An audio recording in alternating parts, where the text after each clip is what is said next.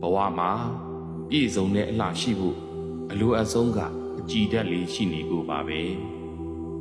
အကြည်ဓာတ်ရှိရင်ရုပ်လှတဲ့သူလည်းကြက်တည်ရှိသလိုရုပ်မလှတဲ့သူတောင်ကြက်တည်ရှိနေတတ်ပါတယ်အကြည်ဓာတ်ရှိရင်မျက်နှာမြင်ချစ်ခင်သူပေါ်များပါတယ်ရုပ်ရည်ဘယ်လောက်လှလှအကြည်ဓာတ်မရှိရင်ကြက်တည်နဲ့မပြည့်စုံနိုင်သလို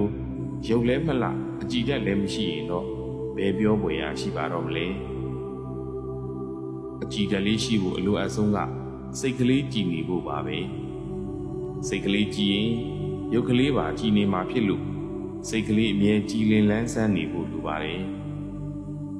စိတ်ကလေးကြည်လင်နေဖို့ဆိုရင်တော့စိတ်ကောင်းလေးရှိဖို့လိုပါတယ်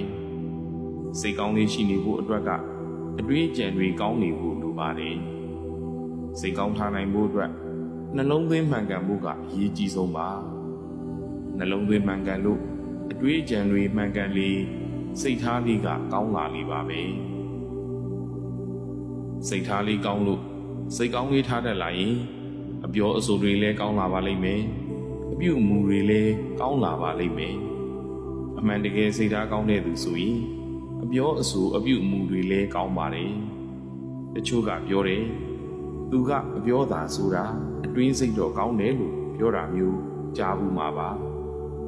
ဒါဟာပြည့်စုံတဲ့စိတ်ကောင်းတော့မဟုတ်ပါဘူးတကယ်စိတ်ထားကောင်းတဲ့သူဟာသူတစ်ပါးထိခိုက်နစ်နာအောင်ပြောတာမျိုးသူတစ်ပါးထိခိုက်နစ်နာအောင်လုပ်တာမျိုးမရှိပဲစိတ်ထားလည်းကောင်းအပြောအဆိုအပြုအမူတွေပါကောင်းနေရမှာပါလောကမှာကြီးပွားချမ်းသာခြင်းရင်အတွင်းမှာစိတ်ကောင်းရှိရပါမယ်အပြင်မှာမိတ်ကောင်းရှိရပါမယ်စိတ်ထားလေးကောင်းဖို့လိုသလိုမိတ်ဆွေကောင်းကိုလည်းပေါင်းသင်ဖို့လိုပါတယ်ကိုယ်တိုင်းကကိုယ့်အတွက်မိတ်ဆွေကောင်းဖြစ်ဖို့လိုသလိုတခြားသူတွေအတွက်လည်းမိတ်ဆွေကောင်းဖြစ်ဖို့လိုပါတယ်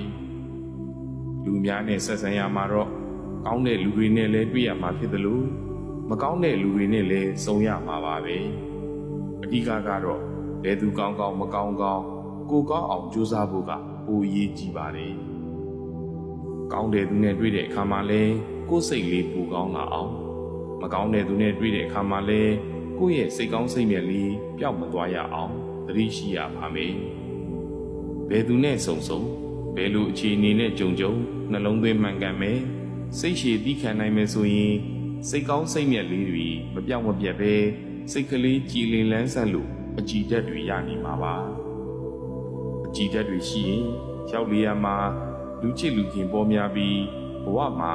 အရာရာအစဉ်ပြေကြီးပွားတိုးတက်နေမှာပါသာသနာ့တွင်ဆရာတော်